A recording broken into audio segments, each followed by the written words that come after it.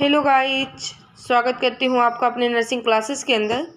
आज हम आपके लिए लेके आए हैं एक न्यू टॉपिक, हीमेटोपोइसिस। हीमेटोपोइसिस क्या है उसके बारे में हम डिटेल से बात करेंगे। लेकिन इससे पहले अगर मेरा पढ़ाया हुआ आप लोग को समझ में आ रहा है तो प्लीज़ मेरे चैनल को सब्सक्राइब करें और वीडियो को लाइक करें। तो स्टार्ट करते हैं आज की क्लास। रक्त बनने की प्रक्रिया। देखो, haematopoiesis is a process in which all blood cell are formed.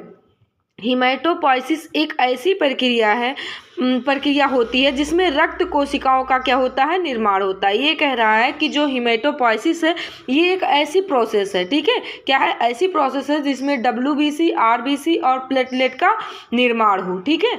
उसी को हम क्या बोलते हैं? हीमेटोपोइसिस बोलते हैं, ठीक है। जो हमारे ब्लड के सेल्स हैं उसका जो निर्माण हो रहा है, कहाँ हो रहा है? हीमेटोपोइसिस कर रहा है, ठीक है। उसी को हम हीमेटोपोइसिस बोलते हैं, ठीक है।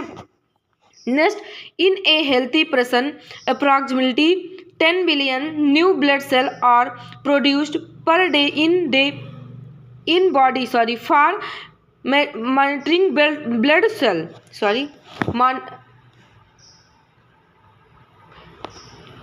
एक बार फिर से देख लो, देखो, new blood cell are produce per day in body for maintaining blood cell. यानी ये कह रहा है एक स्वस्थ मनुष्य में लगभग 10 मिलियन रक्त कोशिकाएं क्या होती हैं, रोज बनती हैं। जो हमारी ब्लड सेल्स हैं वो क्या करती हैं? 10 मिलियन ब्लड सेल। बहुत बार एग्जाम के अंदर पूछा गया 10 मिलियन क्या है, कितना बनता है, तो 10 मिलियन बनता है, ठीक है। बहुत इंपॉर्टेंट है। 10 मिलियन ब्लड सेल्स का क्या होता है, रोज ये बनता है, ठीक है। इस प्रक्रिया में शरीर रक्त की मात्रा का संतुलन बना रहता है। इतना डेली बनता है क्योंकि जो हमारी RBC है 120 डे पे उनका क्या होता रहता है, डेथ होता रहता है। किसमें? स्प्लीन में। स्प्लीन को ही हम कब्रिस्तान बोलते हैं। क्या बोलते हैं? स्प्लीन को ही हम कब्रिस्तान बोलते हैं, जिसमें हमारे RBC का क्या होता है, डेथ होता है, ठीक। तो ये कह रहा है कि जो एक स्वस्थ व्यक्ति है, अगर जो हेल्थी पर्सन है, तो उसमें 10 मिलियन क्या होगा, ब्लड सेल्स बनेगा, ठीक है, रोज डेली पर डे, ठीक। इस प्रोसेस में बॉडी के जो ब्लड की मात्रा है वो क्या होगा, संतुलन बना रहेगा। क्या होगा? संतुलन बना रहेगा, ठीक है। हीमेटोपोइसिस हैज देयर इम्पॉर्टेंट स्टेप। यानी इसमें क्या होता है, फॉर्मेशन होता है, ठीक है। क्या होता है? फॉर्मेशन होता है। नेक्स्ट, डेवलपमेंट होता है। डेवलपमेंट क्या होता है कि जैसे हमारी जब बॉडी बनना स्टार्ट, जैसे हम माँ के पेट में हैं तो फिर हमारी क्या हो रहा है, ब्लड बन रहा है, वो क्या हो रहा है, डेवलप हो रहा है, ठीक है। उसके बाद में नेक्स्ट कौन सा है? डिफरेंटेशन। मतलब ये है जो एक ही टाइप का हमारी बॉडी थोड़ी ना है, उसके सेल्स अलग अलग हैं, ठीक है। तो वही बोल रहा है कि पहले फॉर्मेशन होगा, फिर डेवलपमेंट होगा, फिर डिफरेंटेशन होगा, ठीक है। तो only the process of organ development and maintain देखो, organ development and maturation of RBC is called erythropoiesis.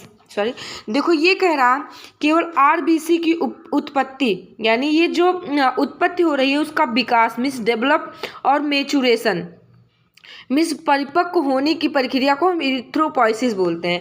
ये कह रहा है केवल इसमें क्या होगा, WBC का निर्माण होगा, वो क्या करेगा, डेवलप होगा, ठीक है। डेवलप होने के बाद परिपक्व होगा, ठीक है, यानी मेचुरेशन होगा, ठीक। उसके बाद में फिर परिपक्व होने की प्रक्रिया को, इसमें सिर्फ RBC ही उत्पत्ति कर रहा है, विकास भी कर रहा है और परिपक्व भी हो रहा है, उसी को हम इरिथ्रोपोइसिस बोलते हैं, ठीक है।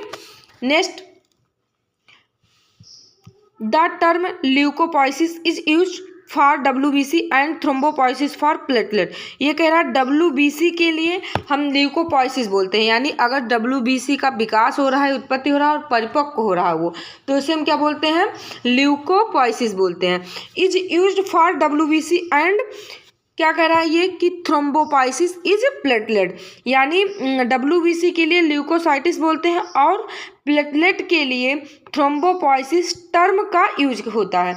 मतलब अगर जो मेडिकल टर्म में हम पूछें कि प्लेटलेट को क्या बोलते हैं तो उसे हम थ्रोम्बोपाइसिस बोलते हैं। ठीक है, नेक्स्ट है साइट ऑफ हिमेटोपोइसिस, कि मतलब कब और कहाँ हमारे RBC का निर्माण होता है ये पूछ रहा है। ठीक है, तो ये कह रहा है कि एम्ब्रियोनिक पीरियड यानी अप टू 2 मंथ योग सेक में क्या हो रहा है, योग सेक में, यानी ये कह रहा है कि अगर जो स्टल सेल है सर्वप्रथम जब एक बच्चा अपने माँ के पेट में रहता है, ठीक है, यानी 2 से 3 मंथ का होता है या हफ्ते का होता है, क्या बोला है, मंथ बोला, ठीक है, 2 मंथ तक ये एयोग सेक में क्या होता है, बनती है, जिसे हम एम्ब्रियोनिक अवस्था भी कहते हैं। ठीक है, एम्ब्रियोनिक अवस्था कहते हैं, योग सेक को हम एम्ब्रियोनिक अवस्था कहते हैं और हमारी RBC का निर्माण पहले योग सेक से ही होता है जब माँ के पेट में बच्चा होता है। ठीक है, नेक्स्ट है fetus 2 to 6 month liver most common spleen thymus and lymph nodes. ये कह रहा है कि मतलब 3 मंथ यानी 2 मंथ के बाद 6 मंथ तक ये कहाँ बनता है, लीवर में। सबसे मोस्ट कॉमन चीज़ है कि पहले कहाँ बनता है, लीवर में। ठीक, लीवर के बाद फिर spleen thymus and lymph nodes में। ठीक है, ये क्या होता है, स्टेम सेल पहले लीवर में चली जाती है, पहले योग सेक में बनी, फिर दोबारा कहाँ गई, लीवर में गई। ठीक है, लीवर में जाने के बाद क्या करता है, ये रक्त कोशिकाओं का निर्माण करता है। ठीक है, लीवर में जाएगा, स्प्लीन में जाएगा, स्प्लीन को प्लीहा बोलते हैं, थाइमस में जाएगा एंड लिम्फ नोड्स में जाएगा। मतलब 2 से 6 मंथ तक सबसे ज़्यादा लीवर में बनता है, मोस्ट कॉमन साइड है। ठीक है, नेक्स्ट है fetus 2 to 6 month red bone marrow of all bone. ये कह रहा है कि 2 से 6 मंथ बाद, क्या कह रहा है, 2 से 6 मंथ बाद ये कहाँ चला जाता है, बोन मैरो में चली जाती है और पूरी जीवन वहीं रक्त कोशिकाओं का ये निर्माण करता है। ठीक है, कहाँ, बोन मैरो में। हमारे जो RBC कहाँ बनते हैं, बोन मैरो में। ठीक है, up to age of 20 years यानी red bone marrow of all bone. अगर जो हम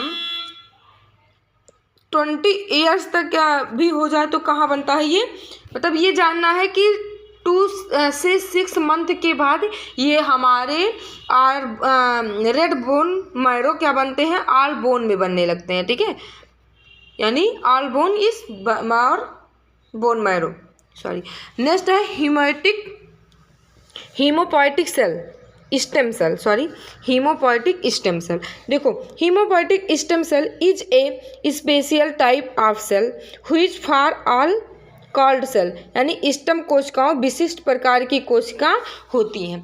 जो हमारी स्टेम है ये विभिन्न प्रकार की होती है, मतलब एक विशिष्ट प्रकार की होती हैं। ठीक है, जो कि शरीर की उपस्थित समस्त रक्त कोशिकाओं को बनाती हैं। यानी हमारी बॉडी में जितनी ब्लड सेल्स हैं, टोटल ब्लड सेल्स का निर्माण कहाँ होता है, स्टेम सेल में होता है। हीमोपोइटिक स्टेम सेल ने क्या बनाता है, RBC हमारी पूरी बॉडी के रेड ब्लड सेल को ये क्या करता है, निर्माण करता है। ठीक है, नेक्स्ट इट इज पॉपुलेशन, यानी ये कह रहा है यह कोशिकाओं खुद की संख्या को भी नियंत्रित रखती है। जो हमारे स्टेम सेल है ये खुद की संख्या को क्या करता है, मेंटेन करता है। Thank you. अगर मेरा पढ़ाया हुआ आप लोग को समझ में आ रहा है तो प्लीज़ मेरे चैनल को सब्सक्राइब करें और बेल आइकन को दबाना बिल्कुल भी ना भूलें ताकि रेगुलर नोटिफिकेशन आपको मिलती रहे। Thank you.